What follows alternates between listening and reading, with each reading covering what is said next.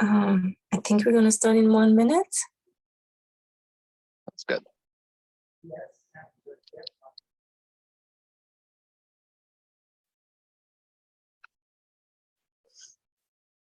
Webinars. In this webinar, we talk about occupant protection for people with disabilities. Please let us know if you have difficulty hearing us, and please note that we are recording the webinar.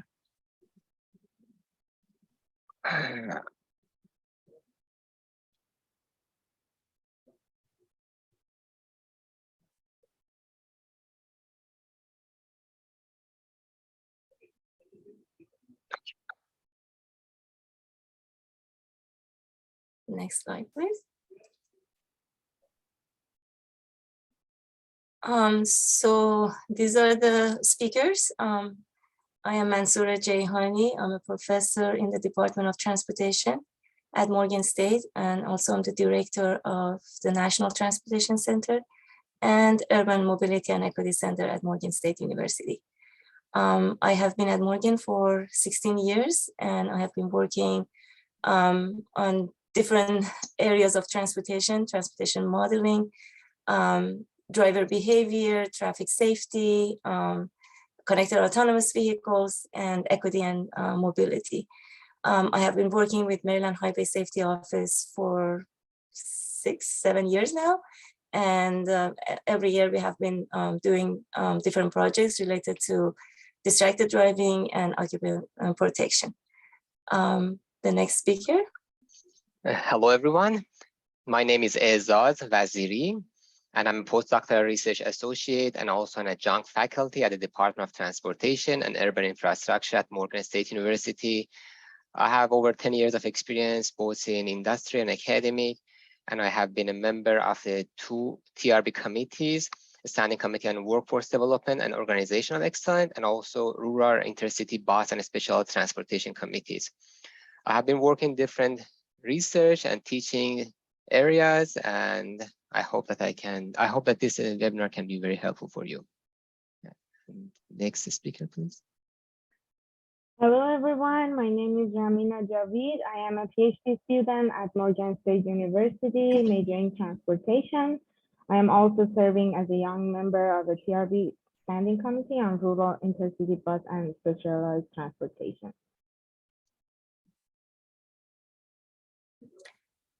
So here is our information about National Transportation Center and our contact information on social media. Please contact us if you have any questions or concerns. And the next one is our agenda. So we're going to talk about introduction and problem statement, and then we will do an overview of our previous webinar on general occupant protection technologies, and then we're going to go into more detail about occupant protection technologies for people with disabilities, and then summary and conclusion, and at the end would be Q&A. I have Dr. Vaziri to take over and talk about introduction. Thank you. Sure. Thank you very much, Dr. Jaihani. Okay, so let's quickly talk about the very introduction and the general idea about the occupant protection technologies and the goal of this study, and also reviewing what we have learned during the last webinar. And also, if you were not able to make it, this is a fantastic opportunity to make sure that all of us are on the same page and we know about the latest occupant protection technologies in general. And then later we'll talk about the occupant protection technologies for people with disabilities. Well, occupant protection refers to safety features designed to protect occupants of motor vehicles in the event of crash. A crash can be as brief as the blink of an eye. So within this short amount of time, the sensors and the processing system provide powerful performance in the service of occupant safety. Well, for people with disabilities, occupant protection and safety are important as well. If people with disability want to drive or ride in motor vehicles, these vehicles frequently need to be modified. For example, hand control, power seats, and wheelchair lifts are frequently fitted to make it easier to enter and operate cars. So about 383,000 vehicles, according to the NHTSA, have some kind of adaptive equipment fitted in them to accommodate driver passengers with disabilities. That's a very good news. And then what was the problem? We understood that people cannot use these technologies. Actually, the technologies are getting more and more.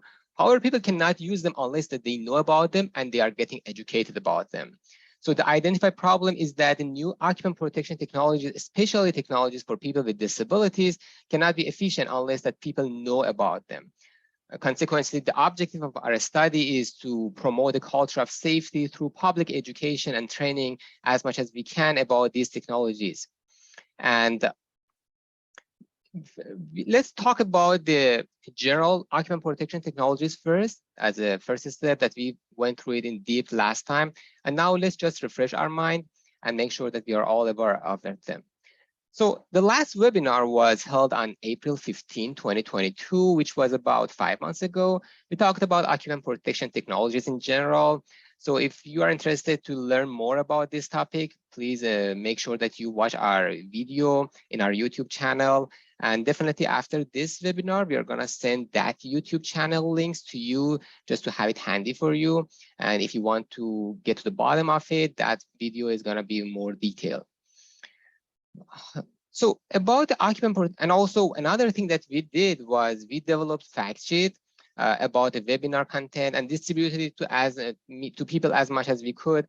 And also the fact sheets of this webinar, these fact sheets also will be sent to you after this webinar. So occupant protection technologies are categorized into two main categories. The first one is active safety technologies, and the second one is passive safety technologies. So in general, we have two types of safety technologies for occupant, active and safety, active and passive. Active safety technologies refer to all safety technologies that are aimed at avoiding a crash in the first place. Active safety is in a vehicle aims at avoiding crashes rather than protecting occupants from impact during crash. On the other hand, passive safety technologies help to reduce or decrease the severity of a crash and can activate during or after the crash happens. These are features embedded into the vehicle that protect passengers without any action by occupants and comes into play only after the certain event outcome like a crash. So let's talk a little more about active safety technologies. Some of these technologies, you may have it in your vehicle, or you may be thinking of having them in your upcoming vehicles. So this is a good review to get more familiar with them. The first active safety technology that are going to talk about is lane departure warning system, LDW. This technology is a warning only feature. It means that it's not implementing anything, it's just for the sake of warning. The vehicle warns the driver if it's drifting near or over the lane marking, and the driver must act by steering the vehicle back to the middle of the lane. Also, if there is no lane marking, this feature does not work. The other one is blind spot detection. So blind spot detection and lane departure warning are often bundled in one package. Blind spot warning system actively monitor the blind spot over the shoulder and alert the driver within a warning light when a threat is detected. The other one is head-up display, HUD. The head-up display is a device that projects an image directly under the driver's line of sight onto the vehicle's windshield. Well, it delivers a variety of information without requiring the driver to look away from the road. There are different types of head-up display.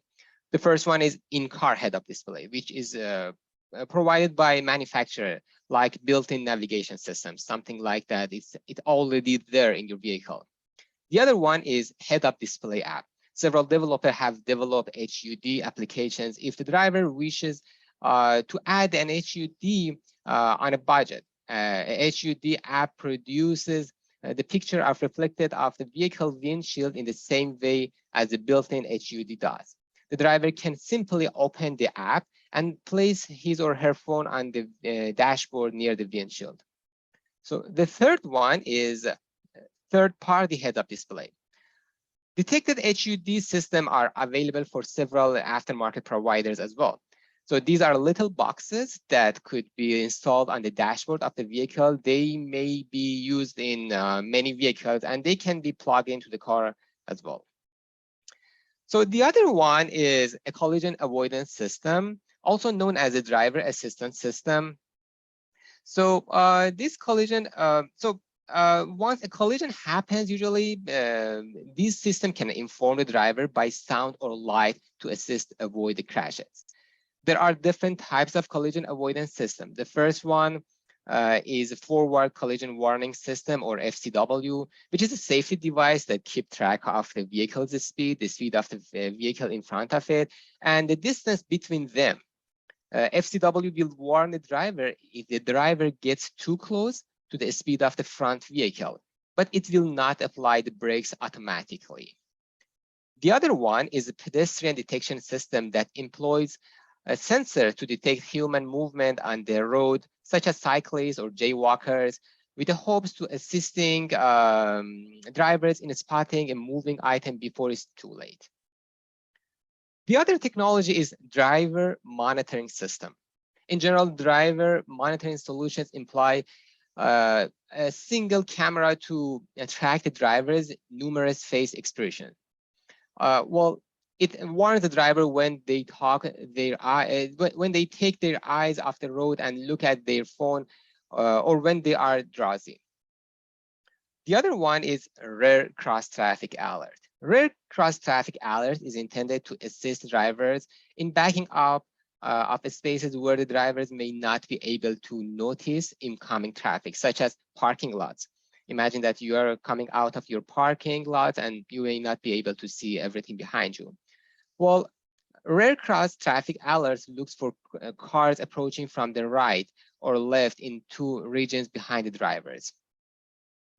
The another active safety technology is 360 cameras. The vehicle's 4 360-degree cameras scan the nearby area and display any obstacle they found.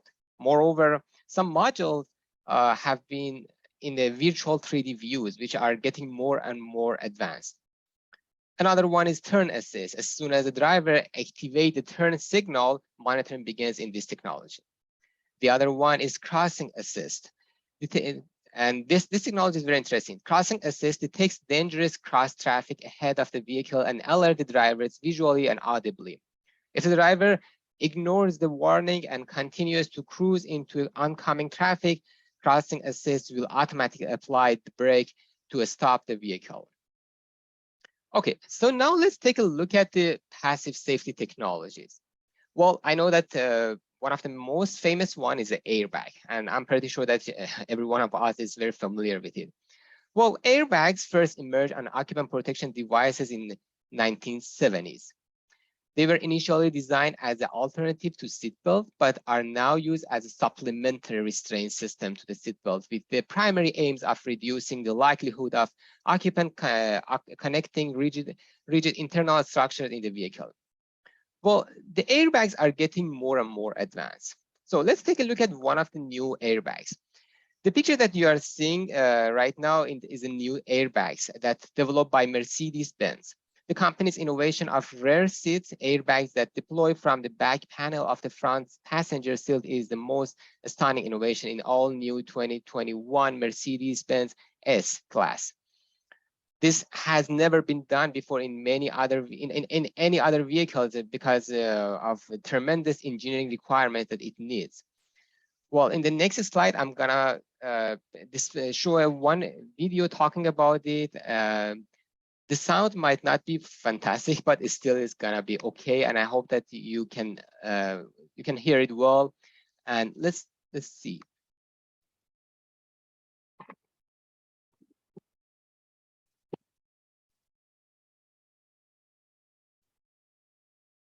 Hello, everyone, and welcome to an all-new episode of Meet the S-Class Digital. Now, this is our second special about what many consider to be the best car in the world. And today it's all about intelligence and innovation. And my guest to my left is Mercedes-Benz Head of Automated Driving, Michael Hafner. Michael, thank you so much for joining us today. It's a pleasure to meet you. Hi, Yasmin. It's a pleasure to meet you as well. We're thrilled. And as I just mentioned, the S-Class is called the best car in the world by many automotive experts, surely for good reason. And one of them is definitely the pioneering safety features. So maybe you can start out by telling us a little bit about those. I'm very happy to do so. It has always been in the DNA of Mercedes-Benz to concentrate on safety. We introduced many safety innovations to the world. Two examples. Nearly 40 years ago, we introduced the front airbag into our vehicles. And 25 years ago, it was the ESP system that was introduced by Mercedes-Benz. In the meantime, both innovations are available in nearly each car in the world. So that's a very long, very proud history. And today you've brought along some new innovations. Why don't you tell us why we're standing here, Michael? Well, we are looking at the rear seat airbag. The rear seat airbag is another innovation, first ever in industry. We showed it last year in our experimental safety vehicle, right in that setup here. And that rear seat airbag takes into consideration very, very special situations in the rear of the vehicle. And this speaks to one of the points that we established during our last episode of Meet the S-Class Digital, which is that you put a lot of focus on the rear seat passengers, also, of course, in terms of safety when it comes to your new flagship model, right? We did, and we did for good reasons, because especially in the S-Class, the most important people often sit in the rear of the vehicle. Could be the boss, could be kids, and sometimes that's even the same person. That could be the same person, definitely. So what is so special about these rear seat airbags? Well, if you look at them, you see that it's not the complete cushion that is inflated by the gas as it is in the front airbag, but here it's only tubular structures that are inflated by the gas. And the rest of the structure is very flexible. It is used ambient air that is sucked into the airbag rather than gas. And that gives another flexibility into the system. And when you feel it right here, you can tell it is indeed extremely flexible right here, very sturdy. So this is new also in terms of design. This is not what we're used to. What's so special about this design we're seeing here now? Well, the specialty is the flexibility. And that is because in the rear of the vehicle, the spatial situations are quite different. You have adults sitting there, you have children, you have child seats in opposite directions or front directions, so totally different scenarios, and that's why we need a very, very flexible structure. And when we listen to you explaining this, then of course we notice that there are so many factors that come into consideration during development and planning, right? Absolutely. For example, where to put the airbag. This is why the engineers came up with a package that is easily packed into the rear of the front seat with a small gas volume. After the event, the gas is in the tubes, and once the tubes would encounter an obstacle or something, rather than just pushing and crashing into it, they can kind of wrap around it very flexibly, and that's why the whole structure adapts to the very situation of the crash. That was very interesting. Okay. Hello, everyone.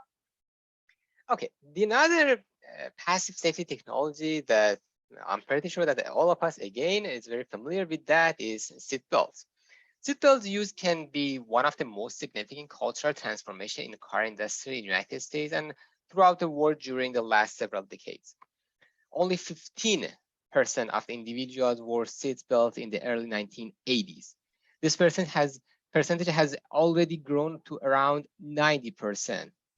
One of the main reasons for this is that most countries throughout the world have made this seat belt use mandatory.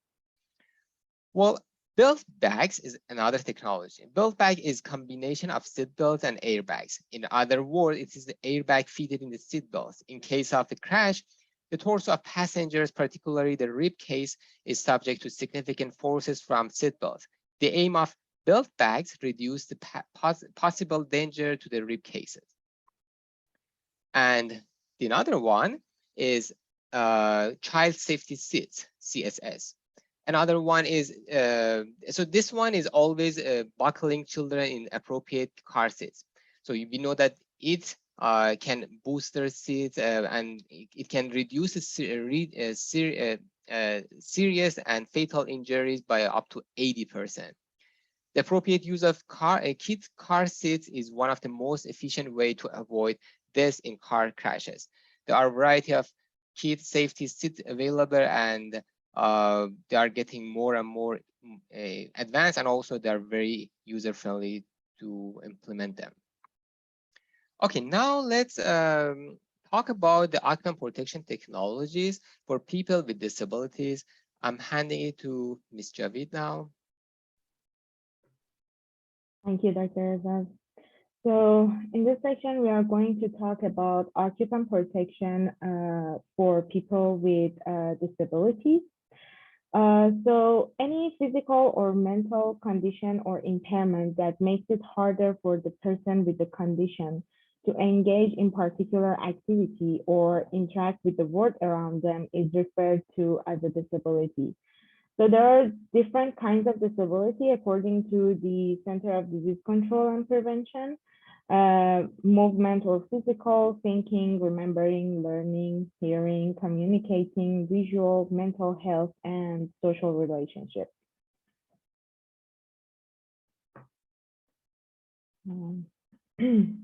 So according to the United States Census, 26% or 1 in 4 or close to 61 million people in the United States have some types of disabilities. So these persons face unique difficulties in obtaining and using a variety of requirements of life because of their disability. And transportation is one of those challenges. So as we mentioned before, if people with disability want to drive or ride in motor vehicles, these vehicles frequently need to be modified. For instance, hand controls, power seats, and wheelchair lifts are frequently fitted to make it easier for them to enter and operate cars. So mobility-related problems have received the majority of attention in the study of drivers with disabilities, but there's relatively little information about the safety of drivers who have disabilities.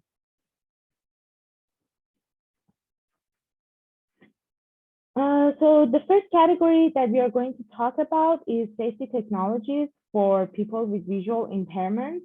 Currently, some special glasses named bioptic glasses are offered for age-related macular degeneration and low vision. So a person with limited vision has difficulty distinguishing objects like signs and approaching cars apart from the background objects. So these glasses make it easier for them to drive, and the yellow and orange color of the glasses make users' vision more contrast rich. There was one study that examined these glasses bioptic safety based on critical events that occurred in naturalistic daily driving, and the results showed that there is no evidence that bioptic drivers were more prone to near crashes or crashes than healthy drivers. So vision might be a less significant factor than cognition. The other technology is autonomous vehicles. So although there is still work to be done, it is feasible that the development of self-driving vehicles will help to safeguard the safety of people with impaired vision. The lives of blind and visually impaired people could be greatly improved by self-driving and semi-autonomous vehicles. Waymo is a self-driving technology development company, and they're claiming that they're creating a self-driving vehicle that will pick up passengers who are blind or visually impaired by sounding an audible signal when they arrive.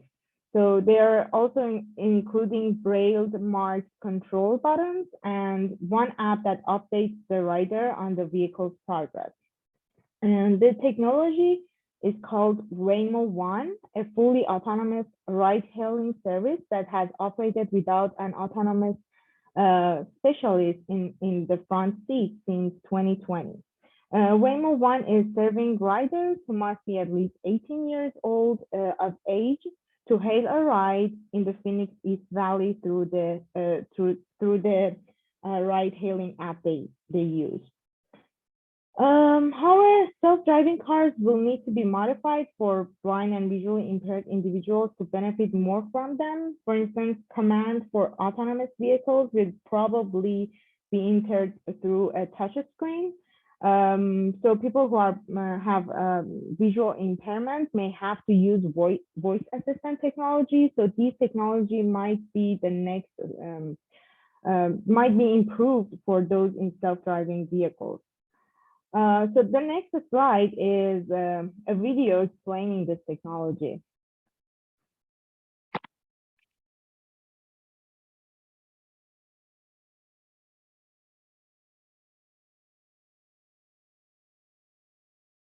Most of us take for granted the ability to get around, to go to places like work and school. But for many, it's not that easy.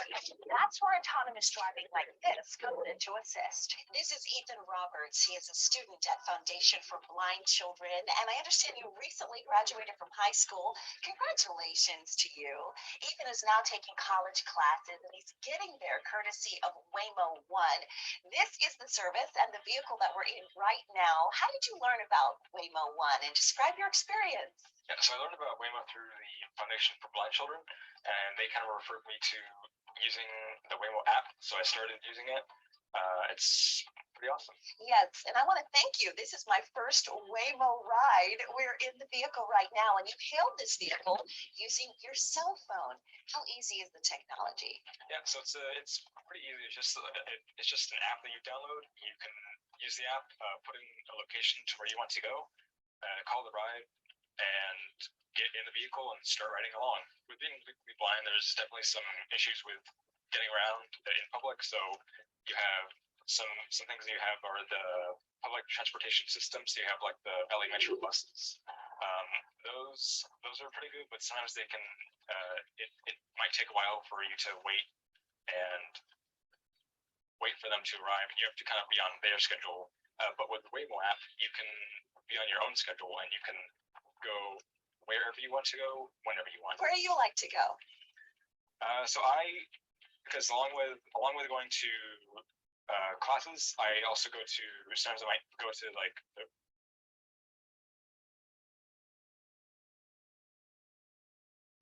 pretty awesome. Yes, and I want to thank you. This is my first Waymo ride. We're in the vehicle right now, and you hailed this vehicle using your cell phone. How easy is the technology?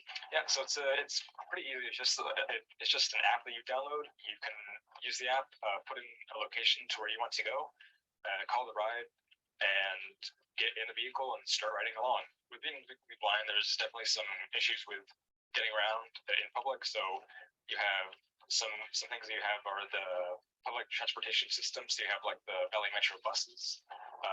Those are pretty good, but sometimes they can it might take a while for you to wait for them to arrive, and you have to kind of be on their schedule. But with the Waymo app, you can be on your own schedule, and you can go wherever you want to go, whenever you want. Where do you like to go? Because along with going to classes, I also go to, sometimes I might go to like the movies or restaurants with friends. So they like it as well. You shared this ride experience with your friends? Yes, yeah. So my friends, I've shared with them a few times, and they love it. So yeah, they think it's cool. I know your dad shared with me that he had been your chauffeur for all of these years, taking you to and from different places. And now he doesn't have to do that. How does that make you feel? That must make you feel so good that you don't have to rely on someone to get places. Yeah, I think it's pretty nice because like you don't have to like wait for someone or have someone wait for you. If you use the Waymo app, and you can go to wherever you want on your own time. Right. It's an autonomous vehicle. You can just sit back and relax. Yeah. I have to say, it's very comfortable. It's very intuitive. How do you feel when you get to your location? Yeah, I think I feel great. Like you can just because you pick where you want to go, Yeah. and then when when it drops you off, it's good. I want to bring in Mark Ashton. He's the CEO of Foundation for Blind Children, and it was so wonderful hearing about Ethan's independence. How is technology like this helping people like Ethan? So the blind and visually impaired world, technology is everything. That's how they read, that's how they access information. And so the only last bit of technology we needed was how do they get around? Transportation. And Waymo has brought that to us, brought that to Ethan. I mean, you can see Ethan loves it. He's independent. He gets to do what he wants, when he wants. And that's what every young adult wants to do. Absolutely. And he shared with us going to the mall with his friends. It's one of his favorite things to do. The services that you provide at FBC, I mean, they're invaluable for people like Ethan. Yeah, the Foundation for Blind Children, we're really there to help anywhere along their life path. So if it's early babies, if it's Ethan who's getting ready to go to college or in college, or if he needs Braille, or if he needs technology, or even for people who are seniors and losing their vision later in life, we're there for them. People want to stay at work, we'll help them retrain themselves so they can go to work without vision. We're there for anybody along the way, anywhere. Yes, spreading the word and getting those folks out there to feel like, you know what, I don't need anyone to help me out. I got me, and that's just enough. That's the whole thing. Wonderful. Well, thank you for the incredible work that you and your foundation do, Mark. And we want to give you some information. If you would like to learn more about Foundation for Blind Children, please visit the website, seeitourway.org. And for more information about Waymo, go to waymo.com.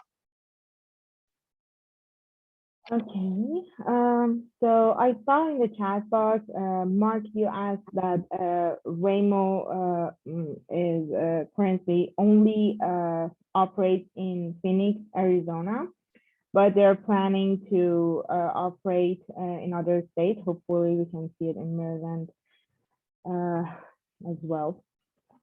So the other safety technology for visual impaired drivers. There are some other technologies that people with visual impairment can benefit from. So companies are attempting to make vehicles safer for the elderly and people who have vision problems. The most well-known improvements include lane departure warnings, which we talked about earlier, and make the sound if drivers are unable to notice whether they are cars straying out of their lane, and also backup cameras, which can assist drivers get a closer look of what is behind them. There are other technologies as well, like auto-dimming rear view mirrors, glare reducing side mirrors, and redesigned instrument panels with large numeral and letters, pre-collision system, pedestrian and bicycle detection, parking assist, rear view camera, and much more are further features found on many new cars. So these driving assistant technologies are a helpful aid to blind and visually impaired drivers. Also, a lot of drivers depend on voice instruction via cell phone to guide them to the desired location, and that is making it easier and safer for those with low vision to maintain some independence. So the other category that we are going to talk about is safety technologies for hearing impairment drivers. The first technology is audio-visual conversion, or AVC. So AVC allows for safer driving by enabling communication with external environment through visual portraits of sound patterns, such as warning sounds of emergency vehicles as pictograms on the head-up display. The steering wheel is also equipped with multicolored LEDs, which indicate navigation information while driving. The other one is audio tactile conversion, or ATC. So ATC transfers the sound data into vibration through the steering wheel, notifying the driver of information about external environments such as distance from an obstacle. This technology is created by Hyundai. So to showcase this technology, they unveiled the Quiet Taxi promotional video, which aims to inspire optimism in drivers with hearing loss. So this technology aims to show Hyundai's effort to make it possible for those who are hearing impaired to operate vehicles safely and freely. Hyundai also created a program to facilitate communication between hearing impaired drivers and passengers as part of their objectives. So the next video is explaining about the quiet taxi.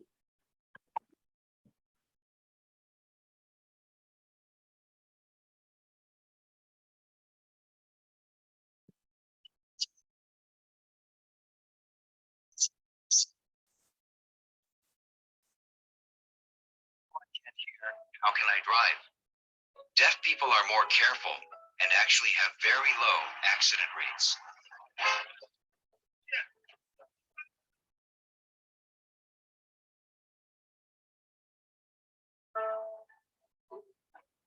Searching my mirrors all the time can be exhausting.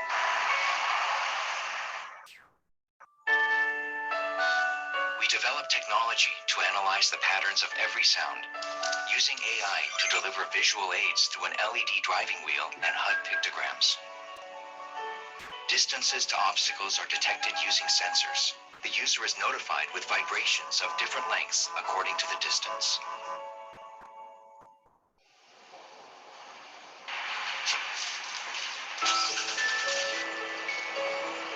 안녕하세요. 청각장애인 기사님이 부르시는 택시입니다. 운동역. Left turn in 200 meters.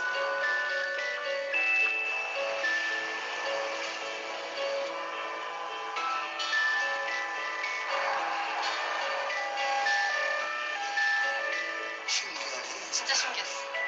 목적지까지 너무 안전하게 잘 온 것 같아요. 그분들의 장애가 입사하는데 장애물이 되지는 않을 거라고 생각합니다. 앞으로도 이런 택시가 많아졌으면 좋겠습니다. 조용한 택시를 공개했습니다. 안집 조소车系统.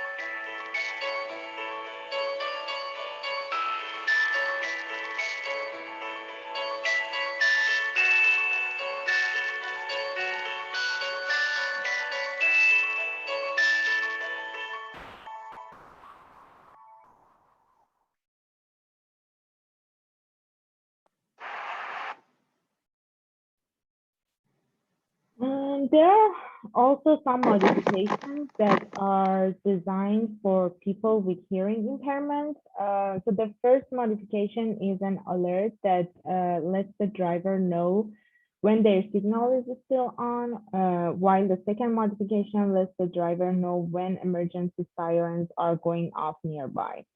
So these add-ons will not come from the factory, so the drivers have to go to an aftermarket shop that installs these devices. The other modification is panoramic views, which has a far wider field of view than a regular rear view mirror to keep an eye out for what is behind you. There are some other technologies like Avian. So students from Indonesia Institute of Technology have created a device that will improve on the safety of drivers with hearing impairment. So according to them, Avian, or audio to vibration, will be giving the hearing impaired a safer and more secure driving experience. So the device can be linked to a hearing aid for driving, as it transforms the horn sound of another vehicle into vibration that will alert the driver who has hearing impairment. The other category that we are going to talk about is safety technology for physical impairment drivers. So there are a lot of technologies like hand controls. So if a driver cannot use foot pedals at all, different types of hand controls can be fitted on the car. We have the mirrors that we talked about earlier, a panoramic rear view mirror that can be helpful to cover blind spots if an individual has limited neck movement. We have seats or platforms that move in and out of the vehicle and can help a person get into the driver's seat. And also we have steering So effort required to use the steering wheel or brake can be altered if a driver is limited in their ability to use this control. So there are also some handicap accessible vehicle, and they have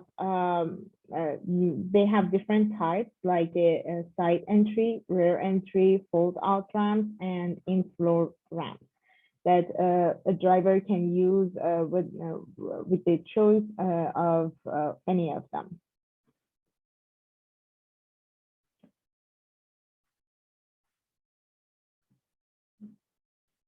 So one other important factor about the safety of people with disability is how to fasten and tie down the wheelchair in a car. So 4 tie downs, 2 in the front and 2 in the back are necessary for a wheelchair to be transported in a car safely.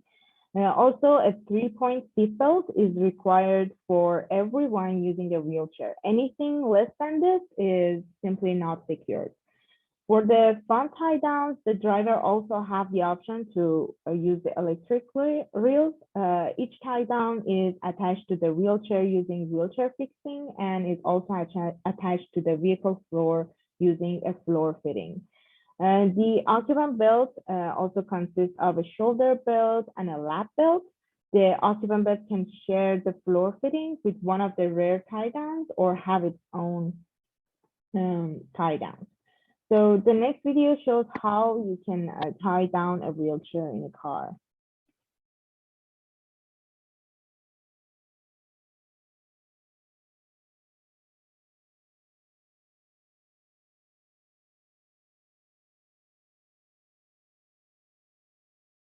Hi, I'm Christina White, and I'm a sales manager at Broadability. One question that we get asked often is, how do I secure my wheelchair into my vehicle? Every new Broadability vehicle comes with a set of manual wheelchair restraints. These are a safe and effective method of restraining your wheelchair. However, they do require a little bit of extra work. Our family uses a set of retractable restraint systems, and that's what I'm going to show you today. Simply secure the bottom of the restraint into your L-track, and then you move it till it's secure. You then have a lever which you push down, it releases the belt, you pull it up, and you secure it to your wheelchair. Once your wheelchair user is in position, you hook up your restraint system, the securement sections on your wheelchair. Go ahead and we secure of the rear securement system. Buckle your seatbelt.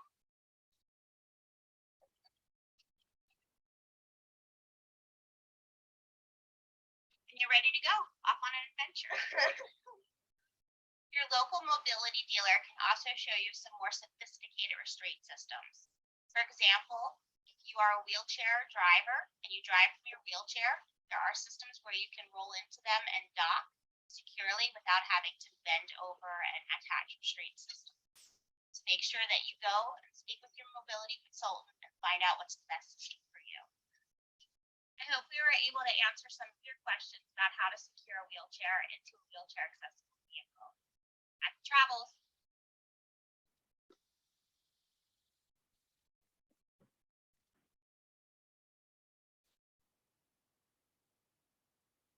Okay, another emerging technology that physical impairment driver can use are EV cars.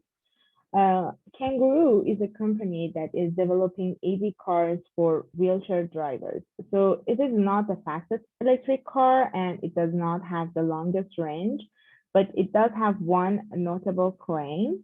It is the world's first EV made especially for wheelchair users. So the Kangaroo has just one door, which takes up the entire back panel of the vehicle. At the click of a button, the rear panel lifts up and a ramp automatically extends. When the driver turns on the ignition, the ramp retracts and the door closes. The Kangaroo has handlebars like a motorcycle in place of a typical steering wheel and pedals. So driver can accelerate and brake without using their feet, while using these controls, and it also has buttons. Additionally, the car has a wheelchair locking feature that prevents it from starting until the driver's wheelchair is properly stowed. So the next video is showing how this kangaroo EV car works.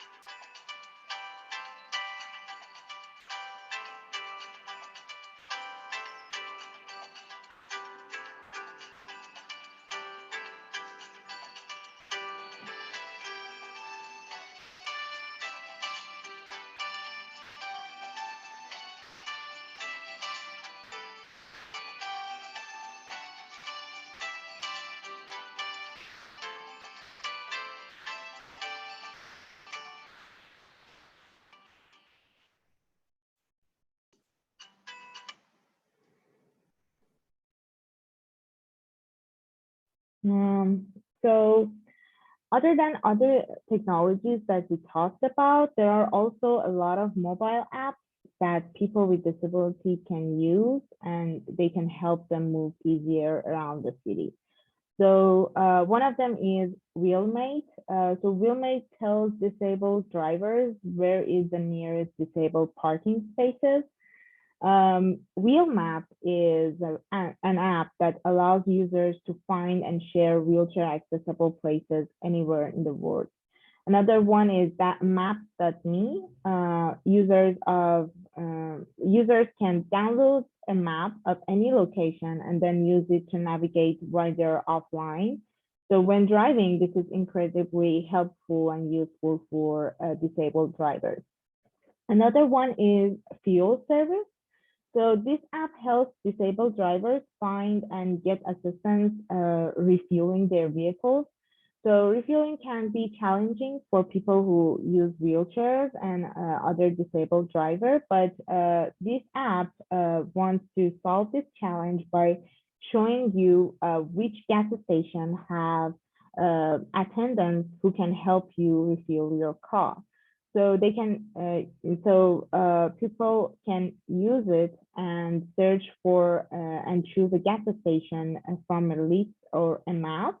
The app will then contact the gas station to see if they can assist them. Once they arrive, the app notifies the attendant. It even includes a rating system to help you choose the gas station that have provided good assistance to others.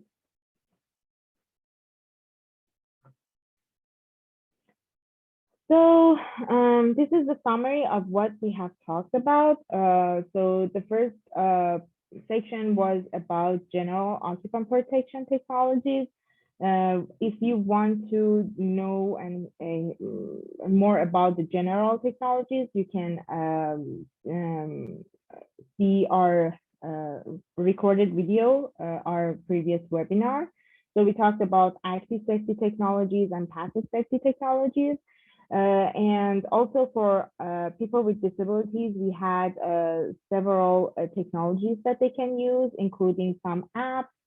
We mentioned some EV and AV cars and also vehicle modification. Also, we mentioned audio-visual conversion and audio-tactile conversion. Thank you for joining our webinar. If you have any questions, we would be happy to answer them. Thank you, Mr. Javid.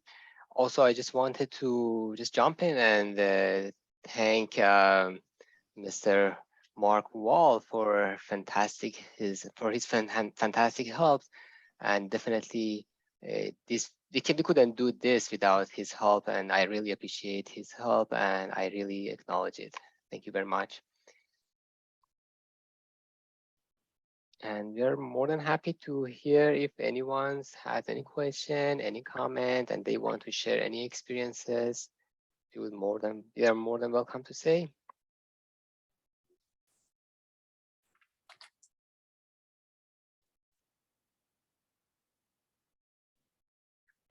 There are already some questions. So you mentioned that the video would be available. Is there some place that we can pull the PowerPoint presentation? Sure, that's a good question. Thank you very much for asking that. Absolutely. Whoever wants the PowerPoint, and we will share it with them, because this PowerPoint, the size is too big. We need to share it through the Google Drive or something like that. Definitely, you're more than welcome to reach out to us, and we will share everything with you.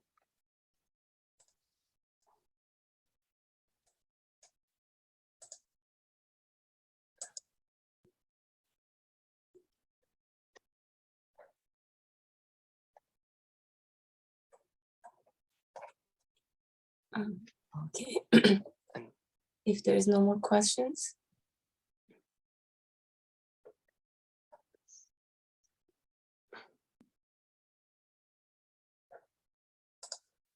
Oh, and there's one more from Mr. Joel Murray. Are any of these technologies aids availability directly from auto manufacturer, or most are in third-party market? This is a great question. Thank you very much for bringing that up. Some of them, yes, some of them are embedded in the vehicle. Some of them, you need to purchase them in a third-party market. For example, let's say, for example, talking about one of the technologies. Let me pull it up.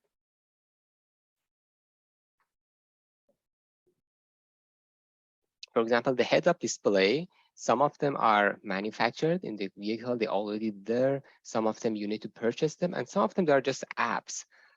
You can have them either any one of these three methods. If your car already doesn't have it, you can install the app on your phone and use it on your dashboard, or you can purchase the device and put it on the dashboard permanently. But that's a brilliant point. Thank you very much for asking that.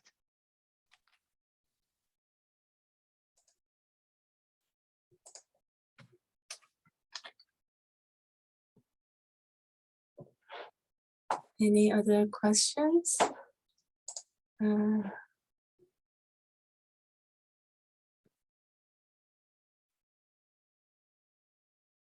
there some more questions in Q&A? Okay, yes, and this, okay, one of the audience, and Shagun, thanked us. You're more than welcome. We would love to educate as much as we can. Thank you very much, Shagun. Although they're not Sorry, did you address both of Mr. Joel's questions? Or two questions? Oh, got you. You're right. Joel asking another question. Sorry for missing the second question, Joel.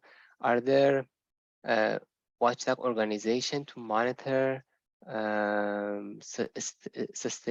stability of a third-party product? That's a good question. We need to dig into that. To the top of my head, I don't know, honestly, Joel, but that's definitely, I would take a look into it, and then I will get back to you. But thank you so much for asking that. That's a brilliant point.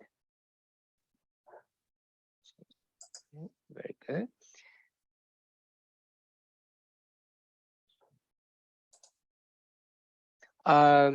Also, there is another good question. Is asking that although you are not endorsing the various technologies, is there a central place to find a list of them?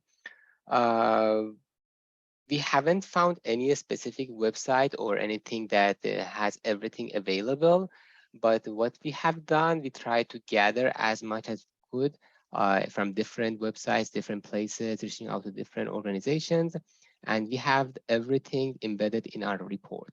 And we would love to share the report with you, and it's gonna be ready maybe in 2 weeks, and definitely we can send it to you. I know we will put it in our website. Either of them can be faster. You can download it from our website, and definitely you can reach out to us, email us, and definitely we will send everyone a copy of the report. And another person is saying, great webinar, very informative, and have a great day. Thank you very much, Vanessa. You're very welcome, Joel. And got you. Thank you very much, Brian. Yeah, we are not endorsing any one of these technologies. We have no interest for any one of them. We just wanted to let the people know about that there are lots of technologies available out there. And so definitely there must be lots of similar up to them. Yeah, we are not endorsing any one of them. However, it seems that all of them are very good. You're very welcome, Brian. He's saying that this is one of the best presentations I have seen in a while. Thank you again. Thank you for participating, and I hope that everyone enjoyed it.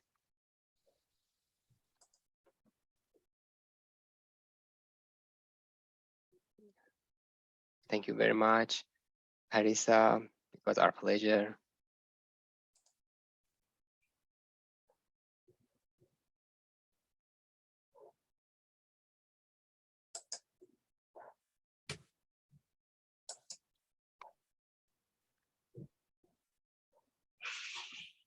Okay, if there is any,